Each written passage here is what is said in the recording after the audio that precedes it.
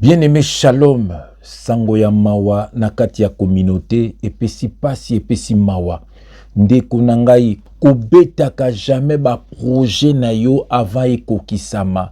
Ndeko na ngai, sœur oyo boza komona akufi na aéroport. J'espère que aussi oyoki message oyo eningisi communauté azalaki déjà na billet na ye asi asalaki même na checking bien aimé dans les seigneurs azako ya poto soko tali image na même na ba réseaux sociaux komona azalaki même na batu baki kotika ye na aéroport ndeko na ngai mais après ko sala ba checking nyonso akufi ndeko na ngai pesi passe pesi mawa naebisaka yo tongo midi poko ape butu na mokili oyo tozali mélanger bana ya satana bazali bana ya nzambe pe bazali même na kati na ba famille na biso ezali pe na bana na satana même na ba camarade na yo même na ba collègue misala même na quartier epesi passe epesi mawa soko za na Yesu te bako détruire bomoi na yo soko za na ba projet na yo bomba na motema linga tongo kokokisama batu ba mona alléluia mais kolobaka jamais avant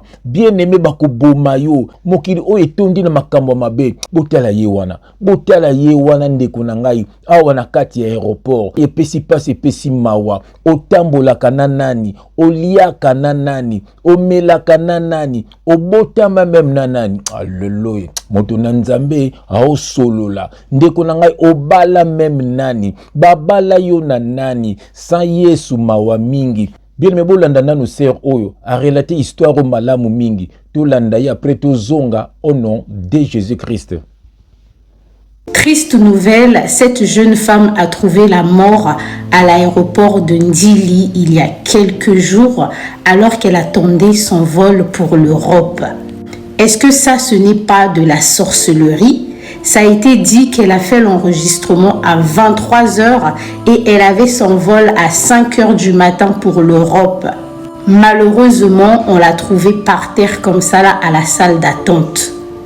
Franchement, mes sincères condoléances à toute sa famille. Mais qu'à cela ne tienne, la famille, souvenez-vous qu'il y a des informations qu'on ne diffuse pas à tout le monde. Maintenant, je commence à comprendre pourquoi les gens, lorsqu'ils ont leur visa, ils ne disent rien. Lorsque les gens font les démarches pour voyager pour l'étranger, ils ne disent rien à personne. C'est vraiment à cause de ce type de situation. Il y a même des gens, après avoir voyagé une fois à l'étranger, rien ne va, leur vie n'avance pas, juste parce qu'ils avaient informé des mauvaises personnes de leur voyage. En tout cas, affermissez-vous dans la prière. Sur ce, prenez soin de vous et surtout faites attention à vous. Epesi passe epesi mawa ndeko na ngai mokili tondi na bato ya mabe kopesa na ba poison alléluia pona jalousie bakolei so poison pona jalousie bakoboma yo pona jalousie bakosala yo mabe ndeko na ngai yo lula ba camarade surtout yo zolanda ngo lula ba camarade kaka kolia epa ya bato komele epa ya bato kolala meme epa ya bato epesi passe epesi mawa botala makambo yo ndeko na ngai même na français baloba on ne chante pas la victoire avant la guerre alléluia réussite nyonso na vie na yo eza ba victoire pambati na mokili oyo toza en guerre alléluia en guerre contre bana na satana balingi te to progresser na vie balingi te to bala balingi te to bota balingi te to zwa misala balingi te to za en bonne santé yango babundisaka biso ndeko na ngai soko za na Yesu te bako détruire yo soko nula vie ya loyenge bako détruire yo botala sœur oyo après avoir kosala ba checking obetaki lisolo na nani alléluia obetaki lisolo na mauvaise personne bake ko bloquer yo na monde à ténèbres po ba bloquer yo il faut basa une information na yo alléluia soko za mutabi loba onga ko to kalate na bandokende ba Dubai ko sala ba faire ba yoki yo bake ba bloquer onga ko to na so préparer mariage ba yoki yo bake ba bloquer onga ko to na côté ce qui demande na musala ba ko benga nga semaine prochaine bake ba bloquer okomona ba so bengo lisusu te alléluia okomona ba faire onga ko sala mo sala lisusu te alléluia obetaki lisolo na nani kolobaka jamais makambu na yo linga ba bamone se kokisami, alléluia, bakamo, alléluia, ubali, usali boye, ndeko na ngai, pamba te na mokili oyo tolingani te, toza mélanger na bana na satana, botala jeune fille ya boye, atiki mokili mobeso, ndeko na nga po basepeli te akende poto, basepeli te abonga na vi na ye,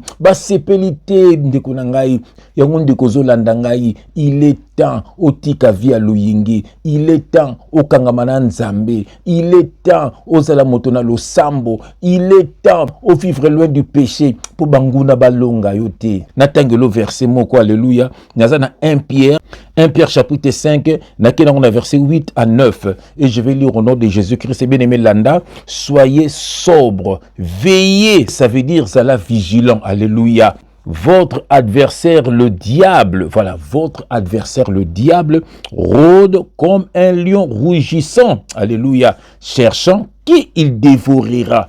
Résistez-lui avec une foi ferme, sachant que les mêmes souffrances sont imposées à vos frères dans le monde. Dekonangai, balbito za la vigilant, pambate diable, azo rôder le colalion tout autour nabison, azo lukananya ko dévorer, ezana batu belé, balukaka ba baby sa ba jeune fille, ezapena batu belé, balukaka ba baby sa ba jeune garçon, ezapena batu belé, balukaka ba lexaka ba zemi ya batu, ezana batu belé ndeko na ngai babebisaka ba vie ya bato, soko za na Yesu te okokoya na piège na bango. Yango ndeko seloka video ya muke oyo po lisolo oyo epesinga pasi mingi, ndeko na nga kangama na nzambe, kabona na bato ya mabe, kabona na makambo mokili oyo, bini mekangama na nzambe. Natangelo verset moko, naza na 1 Jean, na chapitre 2 verset 15, et je vais lire au nom de Jésus-Christ. Bien aimé yoka, n'aimez point le monde, ni les choses qui sont dans le monde. Si quelqu'un aime le monde, l'amour du Père n'est point en lui.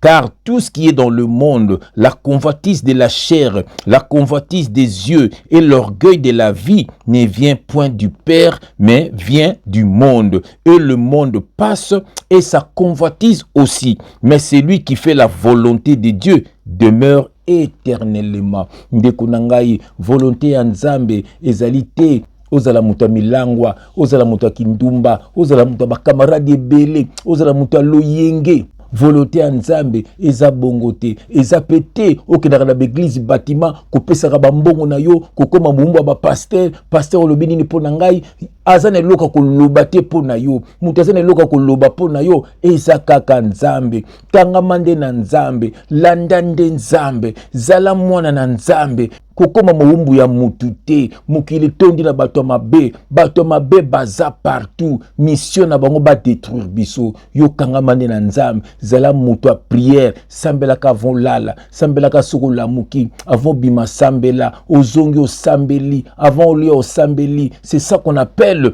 une vie de prière. Même au commun musala faut banda sambela, ata 1 minute à pamba, ata 2 minutes à pamba. Au côté na transport na voiture na yo, sambela, vie de prière. Au commis solo ya prière, au kaboni na batu ya mabe, au kaboni na makambu ya mabe, ndoki ya kokokoti, alléluia.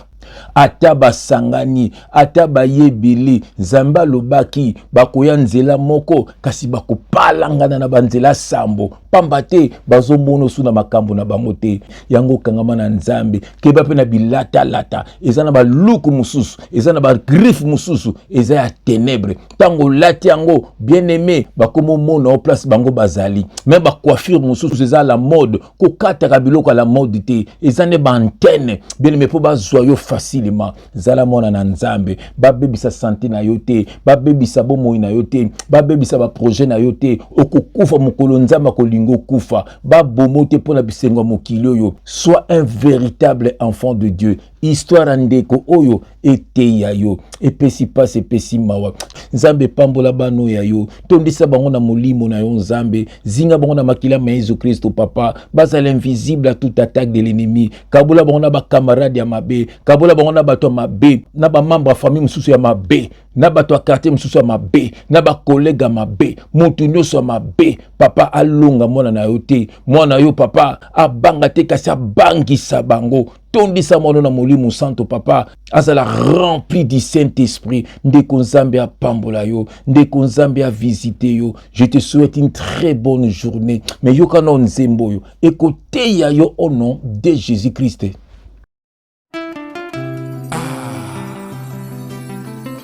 Romains chapitre 12, verset 15. Réjouissez-vous avec ceux qui se réjouissent, pleurez avec ceux qui pleurent. Nous pleurons notre fille Océane.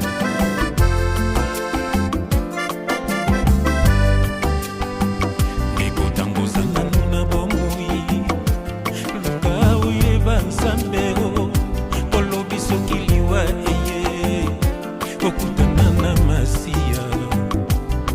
Mingi bakozanga lole, pona loyenge, liwa tango ya kela kakateo. Ndenge zweli biso Océane, Océane, où es-tu? Où es-tu? Oza wapi?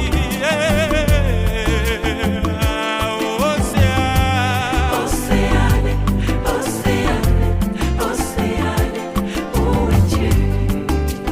Ça c'est la rumba sainte pour notre regretté, la petite Océane. Océane akei kaka boyeo. Ata liloba te, abimaki na ndako azongi te, ale sans retour ya moto alolendo yeba mpe mozanango eza ya yo te. Soki mokolo mpema azwi mpema na ye polali libela.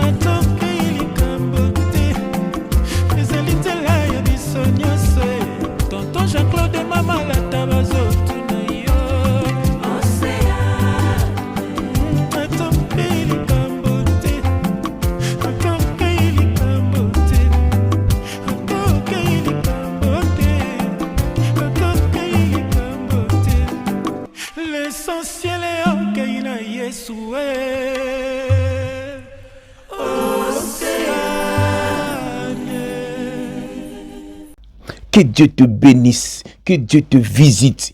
Au nom de Jésus-Christ, Amen. Et puis si pas, c'est pas si marrant.